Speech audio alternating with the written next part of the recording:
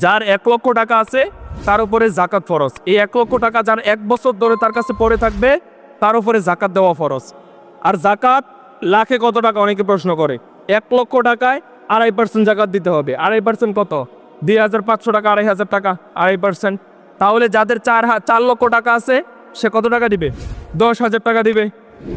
4 লক্ষ টাকা থাকলে কত? 10,000 টাকা তার জাকাত আসবে।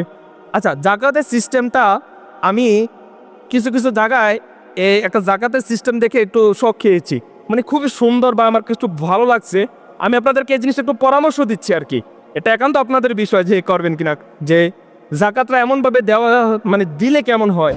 যে মনে করেন আমাদের এলাকার মধ্যে 30 জন ব্যক্তি আছে যাদের 4 লাখ 5 লাখ টাকা করে আছে, তো মনে করেন তার জাকাত হচ্ছে 10,000 টাকা করে। এখন 10,000 টাকা করে যদি 30 জন ব্যক্তি দেয় তাহলে কত টাকা আসে? 3 লাখ টাকা। এখন 3 লক্ষ টাকা দিয়ে আপনি দেখেন আপনার এলাকার মধ্যে সবচাইতে গরিব কোন ব্যক্তিটা আছে। মনে করেন সে যে উপরে উঠবে, সে যে কিছু করবে এমন কোনো এবিলিটি তার নাই, একদমই হতদরিদ্র। এখন কি করবেন?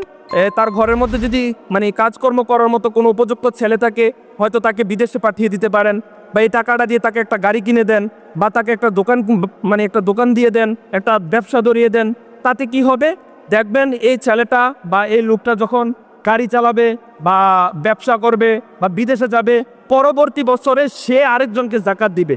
এইভাবে যখন আপনি মনে করেন প্রত্যেক বছরে এইভাবে জাকাতগুলা আপনি দিবেন কাউকে, একজন একজন করে করে, দেখবেন সমাজের মধ্যে আর হতদরিদ্র থাকবে না, সবাই মোটামুটি স্বাবলম্বী হয়ে যাবে। এখন আপনি মনে করেন আপনার 2.5% জাকাত, আপনার 1 লক্ষ টাকা আছে, সাপোজ 1 লক্ষ টাকার 2.5% 2,500 টাকা জাকাত আপনি কাউকে দিলেন। এখন 2,500 টাকা জাকাত দিয়ে সে কী করবে বলেন তো? এই 2,500 টাকা সে খাইবো, না হলে কিছু মানে ব্যবসা ট্যাবসা কিছু করতে পারবে না। কিছু করতে পারবে? কিছু করতে পারবে না। রাসূল সাল্লাল্লাহু আলাইহি ওয়াসাল্লাম বলেছেন জাকাত কেন দিবেন, আর জাকাত দেওয়ার কারণ কি? জাকাত দেওয়ার উদ্দেশ্য হচ্ছে যেন হতদরিদ্রতা দূর হয়ে যায়। আল্লাহ রাব্বুল আলামিন বলেছেন লান তানালুল বিররা হাত্তা তুনফিকু মিম্মা তুহিব্বুন। তুমি তোমার সবচাইতে প্রিয় জিনিসটাকে আল্লাহর রাস্তায় ব্যয় করে দাও। তাই জাকাত কিন্তু দিতেই হবে আপনি, কারণ আপনার উপর জাকাত ফরজ।